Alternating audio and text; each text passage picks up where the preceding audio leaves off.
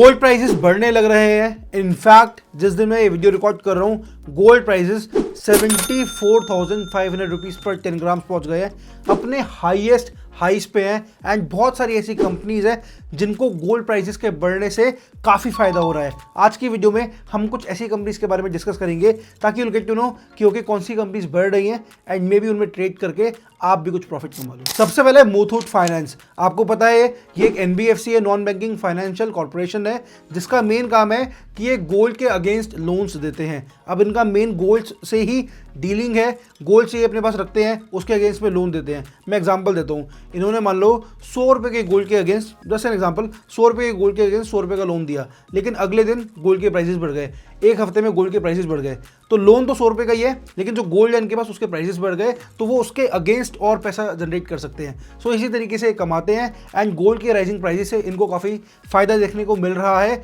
In fact last month में इनका stock almost 24% बढ़ चुका है। So keep an I on it. Muthoot finance की जैसी एक और कंपनी है मनप्पुरम फाइनेंस, उसका स्टॉक भी आप ध्यान में रखो, वो भी लास्ट मंथ के अंदर ऑलमोस्ट 14% बढ़ चुका है।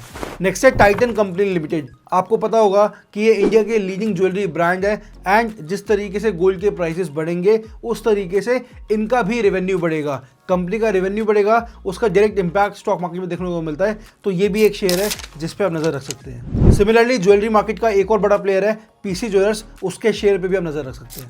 नेक्स्ट है राजेश एक्सपोर्ट्स लिमिटेड।